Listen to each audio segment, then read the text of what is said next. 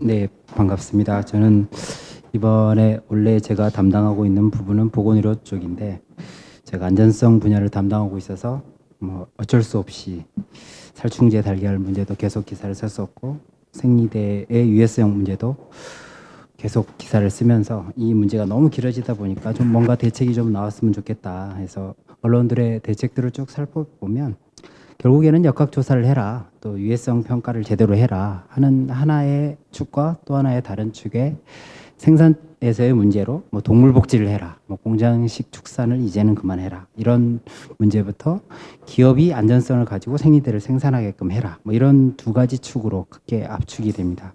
제가 담당하고 있는 분야가 생산보다는 안전성이라서 안전성 문제에 대해서 얘기하다 보니까 당연히 뭐 유해성 평가를 할 수 있는 새로운 기구를 만들고 종합적으로 평가할 수 있는 이러한 새로운 위원회를 만드는 것에 대해서 언론도 그러한 대책으로 대안으로 그런 대책을 얘기했었고 저 역시 찬성한다는 점을 먼저 말씀드립니다. 그런데 한 유해성 평가 위원회가 앞으로 한 몇 년 뒤가 될지 모르겠지만 우리 사회에 생겼을 때의 모습을 또 한번 생각을 해보면 저는 그때 모습도 지금과는 거의 똑같다고 생각을 합니다.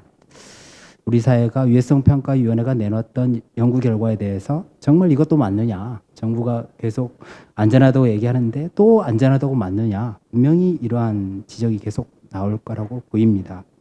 그런데에는 사실 이번 사건에서 좀 교훈을 찾을 필요가 있는데 이번의 사건의 핵심은 리스크 커뮤니케이션을 하지 못한 겁니다. 그래서 실질적으로 이게 얼마나 유해한지 또는 얼마나 독성이 있는지 이에 대해서 국민들에게 얼마나 안전한지를 제대로 설명을 못한 거에서 비롯된다고 봅니다. 우리가 기사를 쓸 때 일일 섭취 허용량 이렇게 기사를 쓰는데 사실 무슨 말인지 모르고 쓸 때가 대부분입니다. 기자가 모르고 쓸 때는 아마 국민들도 일일 섭취 허용량이 무슨 말인지 대부분 모를 겁니다. 독성 무슨 말인지 모릅니다. 독성 물질이 들어있어서 그대로 암이 걸린다고 생각하는 게 우리 현재의 수준입니다.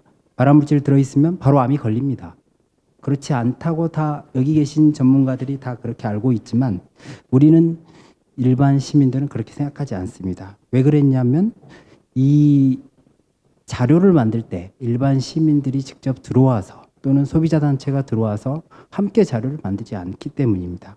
34페이지에 보면 이번 새로운 위원회 역시 중앙행정기관의 장 및 정무직 공무원 2번 학식과 경험이 풍부한 사람 중에 국무총리가 위촉하는 사람, 이 형태의 구성이 또한 똑같이 식약처가 이번에 발표했듯이 또는 의사협회가 발표했듯이 몇 개의 달걀을 먹어도 안전하다. 거기까지는 우리가 그 독성 실험의 결과에서는 그 정도로 나타난다. 이렇게 얘기를 하는 겁니다.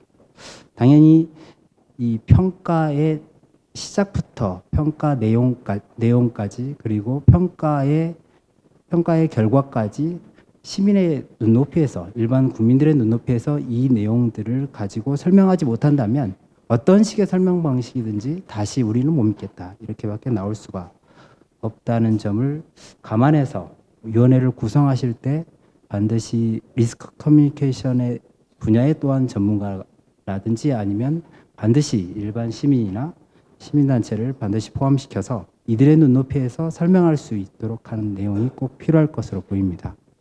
두 번째로 우리가 또 잘 이번에도 드러났듯이 생리대 문제 하다 보니까 결국에는 어느 정도 보면 생산자의 목소리를 충분히 들었어야 되는 부분들이 있다는 걸 간과한 측면이 있습니다. 생산자가 참여하지 않았을 때 또 이 위원회의 평가 결과라는 부분들이 의심받을 수 있고 또 실제적으로 구체적인 생산 과정이라든지 이 생산 과정 이후의 유통 과정 이런 부분에 대한 과정에서 생기는 여러 가지 유해 가능성에 대해서는 생산자만큼 잘 알 수 있는 부분이었기 때문에 역시 포함을 시키는 게 바람직하다고 보입니다.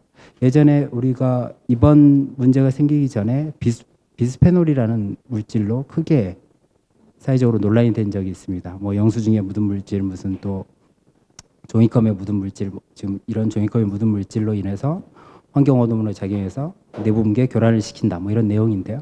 비스페놀을 얘기할 때 결국 우리는 비스페놀이 들어있지 않은 새로운 물질을 만들어냈고 이른바 비스페놀 풀이라는 것들을 사용을 했습니다. 지금 현재 그렇게 사용을 하고 있고요.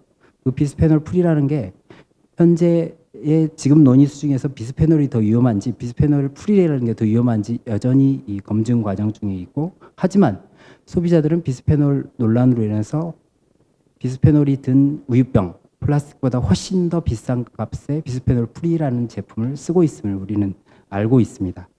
때문에 이러한 평가 결과 과정이 단지 어느 하나의 생산자를 이렇게 징계하는 방식으로 이루어지는 것들이 우리 사회 또한 시장에 미치는 영향들은 우리가 좀 더 안전하고 값싼 물질을 쓰는 게 아니라 아직 안전이 충분히 검증되지 않았지만 값비싼 물질을 쓰게 되고 있는 효과가 나타날 수 있습니다.